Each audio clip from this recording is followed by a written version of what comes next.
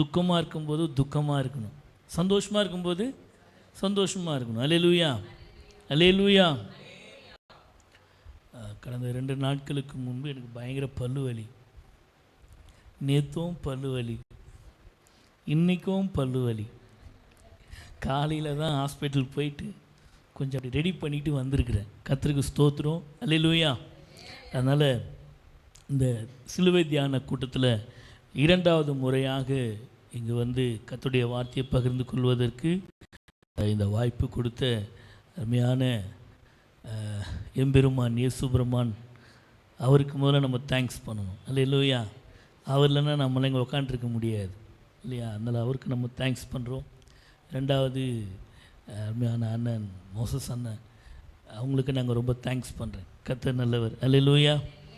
சரி, நம்ம ஒரு வசனம் மட்டும் வாசிப்போம். 2 தீமோத்தேயுவின் புஸ்தகம்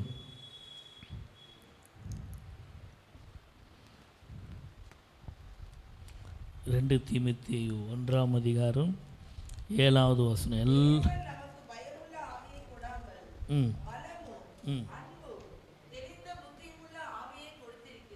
ஆமென். கண்களை மூடி செபிக்கலாம். பரலோக பிதாவே, நன்றியுடன் ஸ்தோத்திரிக்கிறோம். இந்த அருமையான இந்த நல்ல நாளுக்காக உமக்கு நாங்கள் நன்றி செலுத்துகிறோம். ஆண்டவரே, தேவனாகிய கர்த்தர் எங்களுக்காக கல்வாரி சிலுவையில் அடிக்கப்பட்டு நொறுக்கப்பட்டு, ஆண்டவரே, எங்களுக்காக வெளியேற பெற்ற இரத்தத்தை சிந்தி, ஆண்டவரே, எங்களை மீட்டெடுத்திற ஆண்டவரே, உமக்கு நாங்கள் நன்றி செலுத்துகிறோம். என் தேவனாகிய கர்த்தர் அப்போ அந்த சிலுவை தியான கூட்டத்தில் நாங்கள் தியானிக்க போகிற வசனங்களை நீர் எங்களுக்கு ஆசீர்வாதமாக்கி தாரும். ஆண்டவரே, என்னோடு கூட நீங்கள் பேசுங்க. பாவமுடைய கட்டளை தாழ்த்துக்கிறோம், ஒப்பு கொடுக்குறோம். இயேசு மூலம் ஜெபிக்கிறோம் பிதாவே, ஆமேன். நாம் வாசித்த வேத பகுதி, தேவன் நமக்கு பயமுள்ள ஆவியை கொடாமல் பலமும் அன்பும் தெளிந்த புத்தியும் உள்ள ஆவியை கொடுத்திருக்கிறார். அல்லேலூயா. தேவன் எனக்கு பயமுள்ள ஆவியை கொடாமல் பலமும் அன்பும் தெளிந்த புத்தி, அன்பு, பலம், அதுக்கு அடுத்தது தெளிந்த புத்தி. அப்போ தெளிந்த புத்தியாக இருக்கிறவங்க எல்லாத்துலேயும் என்ன பண்ணுவாங்க? ஞானமாக நடந்துப்பாங்க, புத்தியாக இருப்பாங்க. ஆனால் சில பேர் பார்த்தீங்கன்னா நம்ம வீட்டிலலாம் நம்ம பேசிகிட்டு இருப்போம், புத்தி இருக்குதா அவனுக்கு, ஏன்னா அறிவு இருக்குதா அப்படின்னு நம்ம கேட்குறோம். நல்லா சர்ச்சுக்கு போகிறோம், நல்லா ஜெபம் பண்ணுறோம், எல்லாம் பண்ணுறோம். ஆனால் நம்ம வீட்லேயே யாராவது ஒரு சின்ன விஷயம் தவறுதலாக பண்ணிட்டாங்கன்னா உடனே என்ன பண்ணுறோம்? புத்தி இருக்குதா அவனுக்கு அப்படின்னு நம்ம ஒரு கேள்வி கேட்குறோம். அப்போது அவங்கள கேள்வி கேட்கும்போது என்ன நான் கேட்கணும், எனக்கு புத்தி இருக்குதா நான் கேள்வி கேட்கணும். முதல்ல எனக்கு புத்தி இருக்குதா? அப்போது பேசுகிறவங்களும் புத்தி இல்லாமல் தான் பேசுகிறோம், தப்பு பண்ணவங்களும் புத்தி இல்லாமல் தான் தப்பு பண்ணுறாங்க. சின்ன சின்ன விஷயங்கள் தான், வீட்டில் நடக்கிற சின்ன சின்ன விஷயங்கள். ஆனால் இங்கே பவுல் சொல்கிறாரு, தேவன் நமக்கு பயமுள்ள ஆவியை கொடாமல் பலமும் அன்பும் தெளிந்த புத்தியும் உள்ள ஆவியை கொடுத்திருக்கிறார். ஆண்டவர் நமக்கு என்ன கொடுத்துருக்கிறாரு? தெளிந்த புத்தியை கொடுத்துருக்கிறார். அல்லேலூயா, அல்லேலூயா. அப்போ அந்த தெளிந்த புத்தியாக இருக்கிறவங்க தெளிவாக நடந்துப்பாங்க. சோத்திரம், அல்லேலூயா. அப்போது தெளிந்த புத்தி இல்லாதவங்க அது ஒன்றும் பாதிமாக அப்படியே போய்கிட்டே இருக்கும். அப்படி தானே சொல்கிறது? அப்போது தெளிந்த புத்தி நமக்கு தேவை. தெளிந்த புத்தி நமக்கு எதற்கெல்லாம் நமக்கு தேவைப்படுகிறது? தெளிந்த புத்தி எதற்கெல்லாம் தேவை? இந்த உலகத்தில் வாழ்கிற வாழ்க்கையில் பார்த்திங்க சொன்னால், கிறிஸ்துவை அறியாதவர்களாக இருந்தாலும் சில பேர் இன்றைக்கும் தெளிவாக இருக்காங்க. எனக்கு தெரிஞ்சு ஒரு 2-3 பேர் பார்த்திங்க சொன்னால், அவங்க பேசும்போது அவ்வளோ கனிவாக பேசுவாங்க, அவர் ஒரு தாழ்மையாக பேசுவாங்க, ஸோ அவ்வளோ ஒரு ஞானமாக பேசுவாங்க. கிராமத்திலிருந்து வந்து சென்னையில் வந்து பெரிய ஆளாகி நிறைய பேர் நல்ல வசதி வாய்ப்புகளோடு இருக்காங்க. ஆனால் நம்ம நல்ல கிறிஸ்தவங்க ஆவிக்குரிய சபைக்கு போவோம், நல்ல ஆவியில் நிரம்பி அந்நிய பாஷை பேசி நல்லா பாட்டு பாடுவோம், நல்லா ஜெபம் பண்ணுவோம். ஆனால் அந்த தெளிந்த புத்தியே இருக்காது. ஏன் இருக்காது அப்படின்னு சொன்னால், அதில் நம்மக்கிட்ட ஒரு சில குறைகள் இருக்குது. அது நம்மக்கிட்ட சில குறைகள் இருக்குது. அப்போ அந்த குறைகள் வந்து நாம் என்ன பண்ணணும்? தூக்கி வெளியே போடணும். ஆனால் நாம் என்ன பண்ணுறோன்னா அந்த குறையை வந்து நம்ம வெளியே தூக்கி போடுறதே கிடையாது. அது நம்ம கூடவே இருக்கிறாமே, நம்ம சொந்தக்கார மாதிரி எப்போவுமே நம்ம கூடவே தான் இருக்கும். அது நம்மளை விட்டு போகவே போகாது. உண்மையாக பொய்யா? அது நம்மளை விட்டு போகவே போகாது. அப்போ பார்த்திங்கன்னா அது நம்மளை விட்டு தூரம் போகணும். அதுக்காக நம்ம என்ன பண்ணோம்னா அதற்கு நம்ம எதிர்த்து நிற்கணும். அதற்கு நம்ம என்ன பண்ணணும்? எதிர்த்து நிற்கணும். எதுக்கு எதிர்த்து நிற்கலாம்? வசனத்தில் தான் சொல்கிறேன், பிசாசுக்கு தான் எதிர்த்து நிற்கணும். முதலாவது காரியம் வாசிக்கும்போது 1 பேதுரு 5ஆம் அதிகாரம் 8வது வசனம் வாசிக்கும்போது இப்படியாய் சொல்லுது. எடுத்தவங்க வாசிக்கலாமா? 1 பேதுரு 5:8.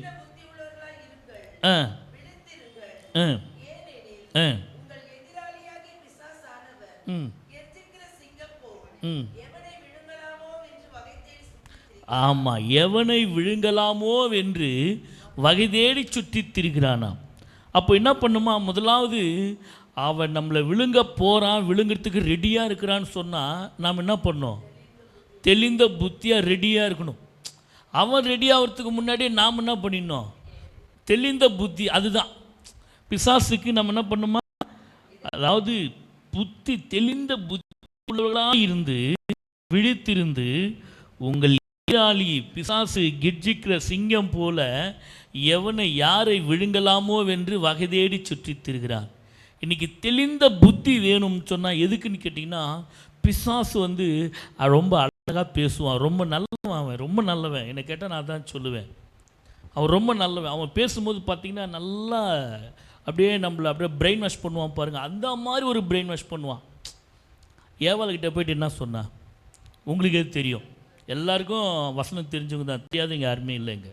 அப்போ பார்த்தீங்க சொன்னால் அவன் என்ன பண்ணான்? போயிட்டு இதை நீ சாப்பிட்டியன்னா என்ன மாதிரி ஆகிடுவேன்? ஆடேங்க அப்பா, தேவர்களை போல ஆகிடுவேன். இதை சாப்பிடக்கூடாதுன்னு உனக்கு சொன்னது உண்டோ? உனக்கு யாருன்னா சொன்னாங்களா? இதை பைத்தியக்காரி, இதெல்லாம் சாப்பிட்டா நீ வேறு லெவல். இன்றைக்கி நம்ம வீட்டில் கூட அப்படி தான் என்ன பண்ணுறான் பிசாசு. இதெல்லாம் யார் பார்க்குறா இப்போது? அதெல்லாம் யாரும் பார்க்க மாட்டாங்க, நீ செய், நீ போ, உன்னை யாரும் கண்டுக்க மாட்டாங்க. தெளிந்த புத்தியாக இருக்கிறவங்க அதுலேருந்து எஸ்கேப் ஆகிடுவாங்க.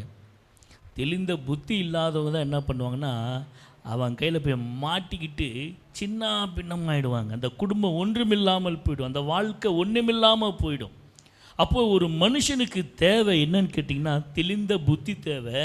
அந்த தெளிந்த புத்தி எதற்கு வேணும் அப்படின்னு சொன்னால் பிசாசின் தந்திரங்களை அறிந்து கொள்வதற்கு. அவன் ஒரு நயவஞ்சகன். அவன் பேர் என்ன பேர்? நயவஞ்சகன். நைஸாக பேசுவான். விபிஎஸில் நிறைய பாட்டு வரும். ஆசை காட்டி மோசம் செய்வான், நைஸாக பேசுவான்லாம் பாட்டு இருக்குது, சண்டே ஸ்கூல் பாட்டெல்லாம் இருக்குது. அப்போ பார்த்தீங்கன்னு சொன்னால் அவனுடைய தந்திரங்களை நாம் அறிந்து கொள்ளணும். அவன் எப்பேற்பட்டவங்கிறது நல்லா தெரியும். தெரிஞ்சாலும் என்ன பண்ணுறோம்? நம்ம கொஞ்சம் லைட்டாக இடம் கொடுத்துட்றோம். பரவாயில்ல, என்ன இப்போ என்ன ஆகிடு போகுது, இப்போது யார் இருக்கிறா இப்போ நம்மக்கிட்ட? யாரும் இல்லை, பரவாயில்ல, பரவாயில்ல, சின்ன இடம் தான், சின்ன கேப்பு தான் ஐயா.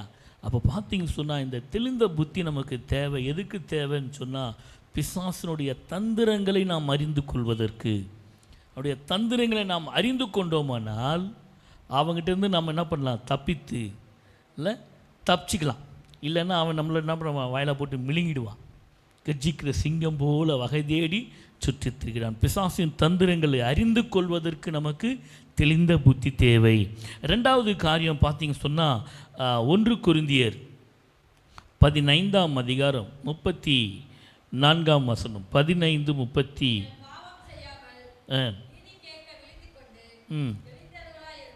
ஆமென், அல்லேலூயா, அல்லேலூயா. அதாவது அழகான ஒரு வசனம் அது இல்லையா? 15:34. அதாவது என்ன வசனம்னா, நீங்கள் பாவம் செய்யாமல் நீதி கேட்க விழித்து கொண்டு தெளிந்தவர்களாயிருங்கள்.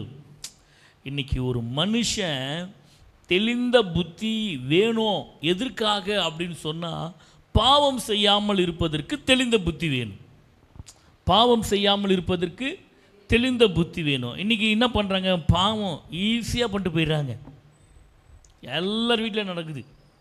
இன்னைக்கு கூட நான் ஒரு வீடியோ பார்த்துட்டு இருந்த ஒரு ஊழியக்காருடைய வீடியோ. அப்போ பார்த்தீங்கன்னு சொன்னால் அவர் கம்ப்ளைண்ட்டாக பண்ணிகிட்டு இருக்காரு. அப்போ என்ன விஷயம்னு கேட்டிங்கன்னா, அப்போ ஊழியக்கார கூட என்ன இல்லை,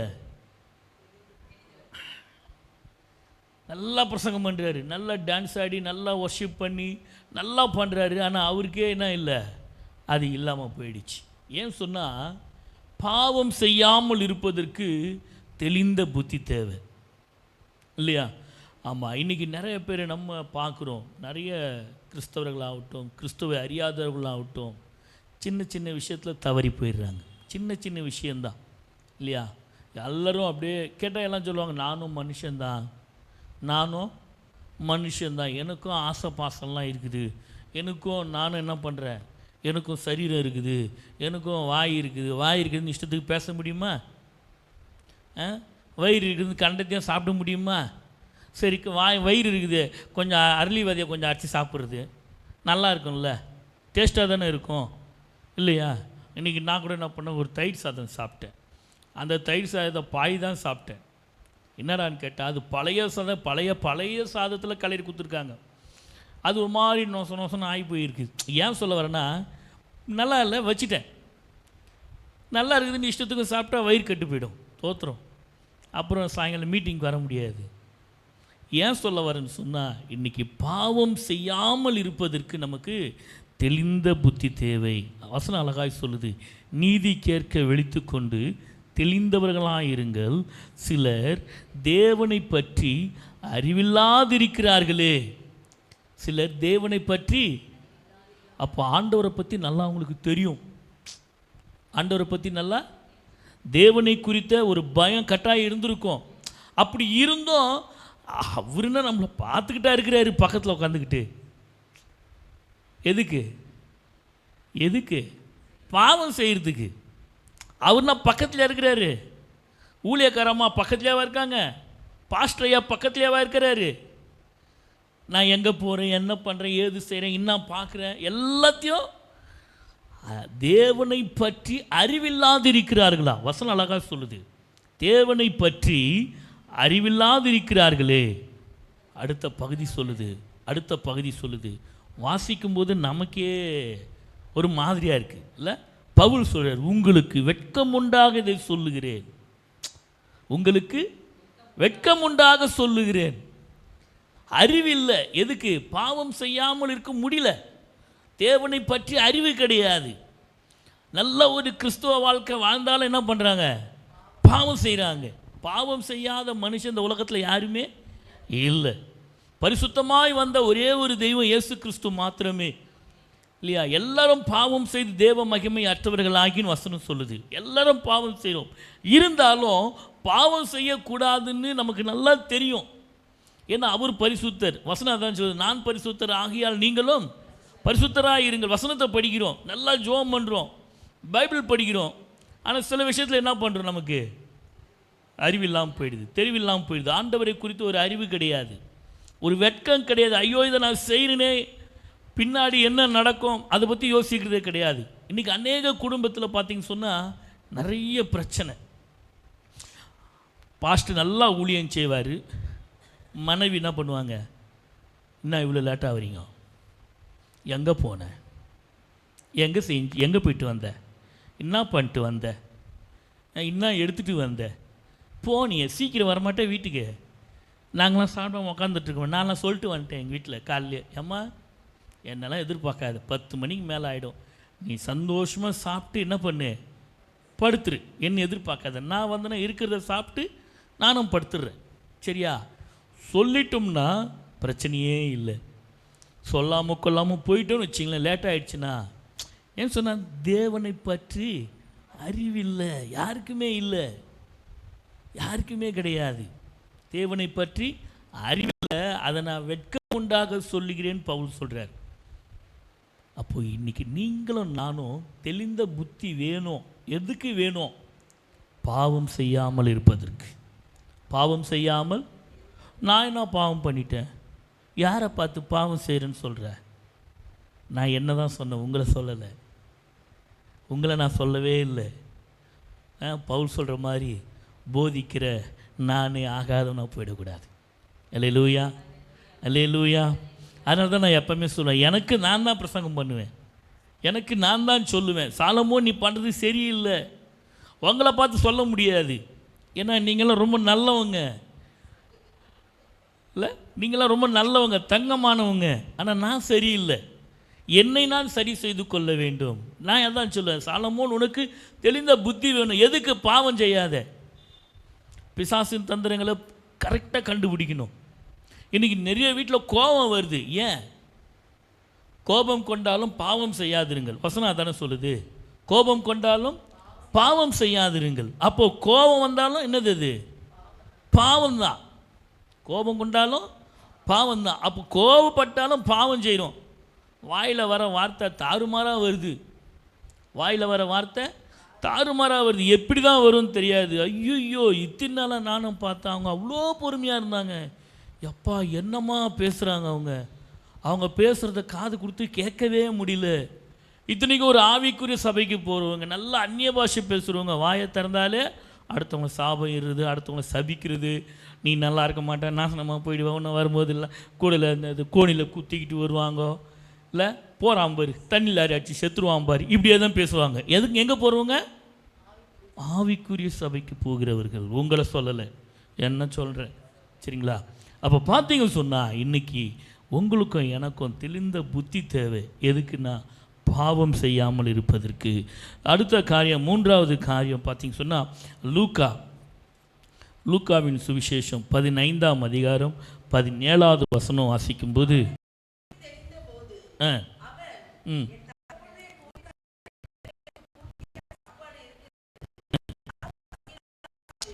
பாருங்க, இந்த புத்தி செம்ம. எல்லாரும் என்ன பண்ணுவாங்கன்னா, இந்த இந்த மனுஷன், இந்த சகோதரன், இந்த வாலிபன் என்ன பண்ணால் எல்லாத்தையும் வாங்கிட்டு போய் ஜாலியாக என்ஜாய் பண்ணிட்டான். ஜாலியாக என்ஜாய் பண்ணிவிட்டு எல்லாத்தையும் காலி பண்ணிவிட்டு கடைசியில் பன்றி தின்கிற தவிட்டினாலே தன் வயிற்றை நிரப்ப ஆசையாக இருந்தான். சாப்பிடலை, என்ன பண்ணல? சாப்பிடலை. தவிட்டை எடுத்து சாப்பிடலை.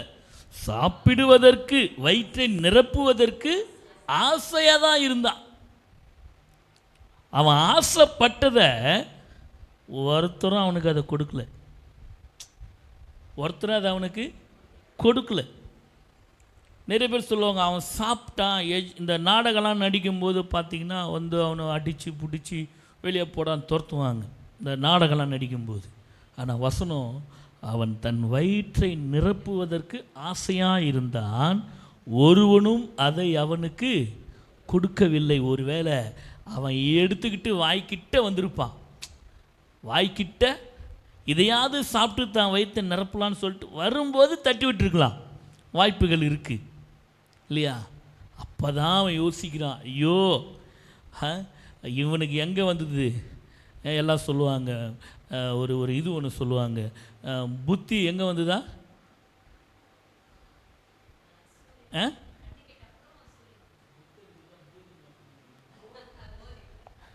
எங்கே அந்த மாதிரி சில பேருக்கு பட்டாதான் தெரியும், வந்த பிறகு தான் வலி வேதனை தெரியும். வரத்துக்கு முன்னாடியே உஷாராயிடும். அது எப்படி? அது சொல்கிற பிரச்சனை கேட்க மாட்டோம் நாங்கள். ஏன்னா நாங்கள்லாம் 2 கிட்ஸ், 2K கிட்ஸ் நாங்கள்லாம். பைக் இப்படி ஓட்டாதரா, நீங்கள் வயசாகிடுச்சு கேட்டால் நம்மளை வயசாகிடுச்சுன்றாங்க. இவன் தலைக்கீழ ஓட்டுறாரான் பைக்கை, அப்படி பறந்து போகிறாரு. அப்படி சந்தில் பூந்துலலாம் போகிறவன் நம்மளெல்லாம் தள்ளி விட்டு போயிடுவான் போது. நம்ம ஏதோ பொறுமையாக போய்கிட்டு இருக்கிறோம். 2K கிட்ஸ் எல்லாம் அப்படி தான், இப்படி பூந்து பூந்து பூந்து பூந்து போகிறது. தம்பி நீ எப்படிப்பா இவ்வளோ சீக்கிரம் வந்துடுவேன்? அண்ணே நான் ஒரு 15 நிமிஷத்தில் உங்கள் வீட்டுக்கு வந்துடுவேனேன்றாங்க. நம்ம தம்பிங்க மாதிரி தான். 15 நிமிஷத்தில் ஒரு 20 நிமிஷத்தில் வந்துடுவேனே உங்கள் வீட்டுக்கு. 30 கிலோமீட்ரு இங்கேருந்து நாங்கள் 30 கிலோமீட்டர் உங்கள் வீட்டுக்கு வந்துடுவேனே. என்னென்னா பெரிய பைக்கு, 2K கிட்ஸு இல்லை. அப்போ பார்த்தீங்க சொன்னால் சில பேருக்கு அனுபவம் பத்தலை. ஆனால் இங்கே அவனுக்கு புத்தி தெளிந்த போது, பன்றி சாப்பிடுகிற தவிடு கிடைக்கலன்ன பிறகு தான் புத்தி வருது. அது வரைக்கும் அவன் புத்தியாக தான் இருந்தான். அவங்க அப்பா கிட்ட எல்லாத்தையும் கேட்டு வாங்கினா, குடு, எந்துக்கு எனக்கு சேர வேண்டியது எனக்கு குடு, எல்லாத்தையும் வாங்கிக்கினான். புத்தியாக தான் கிளம்பி போனான். அங்கே போன பிறகு புத்தியாக தான் இருந்தான். அங்கேயும் பண்ணாத வேலையெல்லாம் பண்ணியிருப்பான். கட்டாயம் கண்ட இடத்துக்கு சுற்றிருப்பான், போயிருப்பான், ஜாலியாக செலவு பண்ணியிருப்பான். அப்போல்லாம் புத்தி இருந்தது, ஆனால் தெளிவு இல்லாமல் போயிடுச்சு அவனுக்கு. அவனுக்கு என்ன இல்லை? தெளிந்த புத்தி இல்லை. புத்தி இருந்தது அவனுக்கு, ஆனால் அவனுக்கு என்ன இல்லை? தெளிந்த புத்தி இல்லாமல் போயிடுச்சு அவனுக்கு. இல்லை, அவன் புத்தி தெளிந்த போது இல்லை. அதாவது நல்லா கவனிச்சுக்கிங்க, இந்த 3வது பாயிண்ட்டுக்குரிய குறிப்பை நான் சொல்கிறேன். எனது எனது நிலையை நான் அறிந்து கொள்ள வேண்டும். நான் எங்கிருந்து வந்தேன், நான் எப்படி வந்தேன், இவன் அதை உணரலை. அதனால தெளிந்த புத்தி இல்லை. அதனால தான் அவனுக்கு தெளிந்த புத்தி இல்லை. அவன் நிலையை அறிய உணராமல் போயிட்டான். அவன் யார் இல்லை? ஐஸ்வர்யவானுடைய மகன். அவன் நிலையை அவன் உணரலை. மனம் போன போக்கில் நான் எப்படினாலும் வாழ்வேன் இல்லை. இன்றைக்கி நாம் கூட அப்படி தான் சொல்லுவேன், இன்றைக்கி நான் எப்படினாலும் வாழ்வேன், என்ன யாரும் கேட்க முடியாது இல்லை. நினச்சா போவேன், நினச்சா வருவேன். நேற்று ஒருத்தர் வந்து சொன்னார், நீ இந்த ஏரியாவில் இருக்கிறிய, நீ டெய்லி மாதம் ஒரு சட்டை எடுக்கலாமே, சீப்பாக கிடைக்குமேன்றாரு. எப்போ வேணாலும் ட்ரெஸ் எடுக்கலாம், எப்போனாலும் பணம் கையில் இருக்குமா இல்லை. மனம் போன வாழ்க்கை அதுதான். நம் நிலைமை என்னன்னு அறிந்து கொள்ள வேண்டும். நான் எங்கிருந்து வந்தேன், நான் எப்படி வந்தேன், என் நிலையை நான் அறியாமல் இல்லை. இயேசுநாதர் எனக்காக வந்தார். என்னுடைய நிலைமை என்ன? நான் பாவத்திலேருந்து வந்தவன். பாவத்திலேருந்து ஆண்டவனை மீட்டெடுத்தார். என் நிலையை முதல்ல உணரணும். அதை உணர்றதே கிடையாது இல்லை. பிசாசின் பிடியிலிருந்து, பாவத்தின் பிடியிலிருந்து, சாபத்திலிருந்து உன்னை மீட்டெடுத்தார். இதை உணர்றதே கிடையாது. நாங்கள் கிறிஸ்தவங்களாயிட்டோம், ஞானஸ்தானம் எடுத்துட்டோம், அவ்வளோதான், நாங்கள் சர்ச்சைக்கு போகிறோம். ஆனால் என்னுடைய பழைய பாவ பழக்க வழக்கத்தை நான் என்ன பண்ணுறது கிடையாது, வர்றதே கிடையாது. அந்த இதில் அப்படியே ஸ்ட்ராங்காக நிற்போம். 1000 தான் சொல்லுங்கள், இப்படி தாங்க, இப்படி தான் நாங்கள் வருவோம். இதை பற்றிலாம் நீங்கள் பேசாதீங்க, எங்களுக்கு வசனம் தெரியும், நாங்களும் பைபிள் படிச்சிருக்கிறோம், நாங்களும் ஜெபம், எனக்கு அந்த இயேசுவை தெரியும். இன்றைக்கி சொல்கிறது எல்லாருமே அப்படி தான் சொல்லிகிட்டு இருக்காங்க. அப்படி சொல்லி தன்னுடைய நிலைமையை அறியாமல் உணராமல் தன்னைத்தானே ஏமாற்றி கொண்டிருக்கிறார்கள். இன்றைக்கி நிறைய பேர் அப்படி தான் வாழ்ந்துக்கிட்டு இருக்காங்க. தன்னுடைய நிலைமை என்னங்கிறத யாரும் யோசிக்கிறதே கிடையாது இல்லை. இந்த வாலிபனுக்கு தவிடு கிடைக்கல, பன்றி சாப்பிடுகிற தவிடு கிடைக்காம போனதுனால தான் அந்த நிலைமை அவன் உணர்ந்தான். என் தகப்பன் வீட்டில் அதுக்கடுத்து நிறைய வசனம் இருக்குது, வேண்டாம். நானோ பசியினால் சாகிறேன் இல்லை. என் தகப்பனுடைய கூலிக்காரர் எத்தனையோ பேருக்கு பூர்த்தியான சாப்பாடு இருக்கிறது, நானோ பசியினால் சாகிறேன். இன்றைக்கு நம்முடைய நிலைமையை நாம் அறிந்து கொள்ள வேண்டும். நான் எங்கிருந்து வந்தேன், எப்படி வந்தேன், கடவுள் என்னை எப்படிலாம் நடத்திட்டு வந்தார் இல்லை. இந்த இந்த இந்த வருஷத்தின் துவக்கத்தில் இருந்தவங்க, ஜனவரி மாதம் 1ஆம் தேதி இருந்தவங்க இன்றைக்கி நிறைய பேர் இல்லை. நம்ம நினைக்கணும், ஒவ்வொரு நாளும் நினைக்கணும். ஒவ்வொரு நாளும் ஆண்டவரே, நான் காலையிலேருந்து ஜெபம் பண்ணுறது அதுதான், ஆண்டவர் இன்றைக்கி எனக்கு ஜீவனை கொடுத்துருக்கீங்க. நான் நேற்று நைட்டு அப்படியே படுக்கும்போது போயிட்டு இருந்தால் ஒன்றுமே தெரியாது. காலையில் எழுந்து ஜெபம் பண்ணும்போது இப்படி தான் சொல்லுவேன், ஆண்டவரே இன்றைக்கி எனக்கு ஜீவனை கொடுத்துருக்கீங்க, இன்றைக்கி நான் கண் விழிச்சிருக்கிறேன் இல்லை, இன்றைக்கி எனக்கு இந்த சுகத்தை கொடுத்துருக்கீங்க, இந்த ஆரோக்கியத்தை கொடுத்துருக்கீங்க, நன்றி ஆண்டவரேன்னு சொல்லி ஜெபம் பண்ணிட்டு தான் அடுத்த வேளை நம்ம பார்க்க போகிறோம். ஏன் சொல்ல வரேன்னா, என்னுடைய நிலையை நான் உணர வேண்டும், என்னுடைய நிலையை நான் அறிந்து, அதற்காக என் நிலைமையை அறியணும்னு சொன்னால் தெளிந்த புத்தி வேணும். புத்தி இல்லாமல் யாரும் இல்லை, எல்லாருக்கும் புத்தி இருக்குது, ஆனால் தெளிந்த புத்தி கிடையாது. சரி, அடுத்த காரியம் 1 பேதுரு 4ஆம் அதிகாரம் 7வது வசனம் வாசிங்க.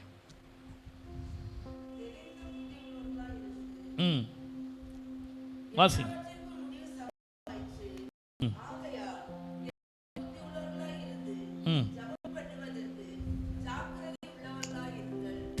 முடிவு சமீபமாயிற்று, ஆகையால் தெளிந்த புத்தி உள்ளவர்களாயிருந்து ஜெபம் பண்ணுவதற்கு ஜாக்கிரதையாயிருங்கள். ஜெபம் பண்ணுவதற்கு ஜாக்கிரதையாயிருங்கள் அப்படின்னா என்ன அர்த்தம்? ஜெபம் பண்ணுவதற்கு என்ன ஜாக்கிரதை? அதுவும் தெளிந்த புத்தியாக இருக்கணும். அப்போது இன்றைக்கி ஜெபம் பண்ணுறாங்க, எல்லாருக்கும் புத்தி இருக்குது, எல்லாருக்கும் புத்தி இருக்குது, புத்தி இல்லைன்னு சொல்ல, எல்லாருக்கும் புத்தி இருக்குது, எல்லாரும் ஜெபம் பண்ணுறாங்க. எல்லா ஜெபத்தையும் கர்த்தர் கேட்குறாரா? எல்லா ஜெபத்துக்கும், நான் பண்ணுற எல்லா ஜெபத்துக்கும் கர்த்தர் எனக்கு பதில் கொடுக்குறாரா? கிடையாது. ஒரு சில ஜெபத்திற்கு இன்னும் எனக்கு, நானும் சின்ன வயசுலேருந்து ஜெபம் பண்ணுகிறேன், ஆண்டவரே ஆண்டவரே ஆண்டவரேன்னு ஜெபம் பண்ணுகிறேன். அதனால தான் இங்கே பேதுரு சொல்கிறாரு, ஜெபம் பண்ணுவதற்கு ஜாக்கிரதையாயிருங்கள். இப்போ இந்த ஃபேன் ஓடுது இந்த ஃபேன் ஓடுதா, ஃபேன் ஓடுதுன்னு எல்லாருக்கும் தெரியும், புத்தி இருக்குது. போய் கையை விடுவோமா? கையை விட போனால் உடனே என்ன பண்ணுவோம்? அம்மா கையை வைக்காதம்மா, கரண்ட் அது, விரல் கட் ஆகிடும், ஜாக்கிரதை, அதில் போய் கை வைக்காத, ஜாக்கிரதை. ஜாக்கிரதைனா போய் கை வைப்போமா? வைக்க மாட்டோம்ல. இப்போ கரெக்டாக பதில் சொல்லணும். ஜெபம் பண்ணுவதற்கு ஜாக்கிரதையாக இருங்க அப்படின்னா என்ன அர்த்தம்?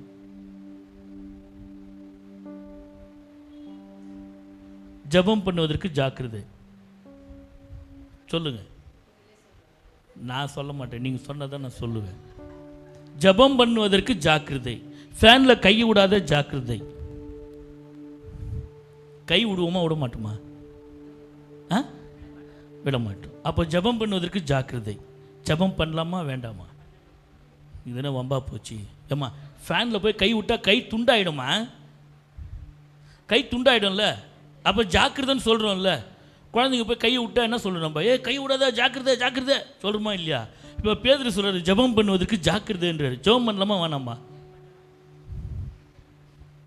புரிஞ்சுக்க மாட்டேன். நான் சொல்லுவேன் ஜெபம் பண்ணக்கூடாது.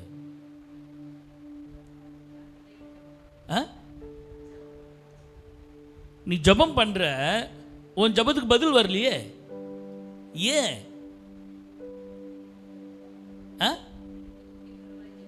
புரியல. ஜெபம் பண்ணணும். தெளிந்த புத்தி உள்ளவர்களாக இருந்து என்ன பண்ணுமா? ஜெபிக்கணும். அல்லேலூயா, அல்லேலூயா. இன்னைக்கு எல்லாரும் ஜெபம் பண்ணுறாங்க. வழியில் போகிற வரவங்கன்னா இப்படி இப்படி இப்படி இப்படி இப்படி இப்படி போட்டு போயிட்டே இருக்கிறான். போடுறாங்களா இல்லையா? எல்லாரும் போடுறாங்களா இல்லையா? ஒரு இந்துக்கள் வந்தால் கூட என்ன பண்ணுறாங்க? கிறிஸ்துவ அறியாத வந்தாலும் ஒரு சர்ச்சு, ஒரு சிலுவையோ மாதா சிலையோ டப்பு டப்பு டப்புன்னு போட்டு போய்கிட்டே இருக்கிறான். அவன் எந்த நிலைமையில் இருக்கான், எப்படி பண்ணுறான், அதெல்லாம் கிடையாது. இல்லை, கேட்கப்படுமா ஜெபம்? கேட்கப்படுமா? கேட்கவே படாது. அதுக்கு ஒரு சில வசனங்கள்லாம் பின்னாடி இருக்குது. பார்த்தீங்கன்னு சொன்னால், தெளிந்த புத்தி உள்ளவர்களாக இருந்து ஜெபம் பண்ணுவதற்கு ஜாக்கிரதையாக இருங்கள்னு சொல்லிட்டு அடுத்த வசனம் சொல்லுது. 8வது வசனம், எல்லாவற்றிற்கும் மேலாக ஒருவரில் ஒருவர் ஊக்கமான அன்பு உள்ளவர்களாக இருங்கள், அன்புத்தலான பாவங்களை மூடும். நமக்கு தெளிந்த புத்தி இருக்குமானால் ஒருவரில் ஒருவர் ஊக்கமான அன்பு, ஊக்கமான, அப்போ அன்பு திறன பாவங்களை மூடும்னா, நமக்கு அன்பு இல்லைன்னா தெளிந்த புத்தி இல்லை. அதனால் நீங்கள நானும் ஜெபம் பண்ணக்கூடாது. அன்பு இல்லைன்னா, அன்பு இல்லைன்னா ஜெபம் பண்ணக்கூடாது. பக்கத்து வீட்டில் சண்டை, மனைவி புருஷன்கிட்ட பேசுறதில்ல, புருஷன் மனைவிகிட்ட பேசுறதில்ல. எத்தனை வருஷம் கேட்டால் 4-5 வருஷம் பேசாமல் இருக்காங்க. இன்றைக்கே இருக்காங்க. சில ஊழியக்காரர்களும் இருக்காங்க. அதில் நீ ஜெபம் பண்ணி என்ன பிரயோஜனம்? அப்போ உனக்கு தெளிந்த புத்தி இல்லையே.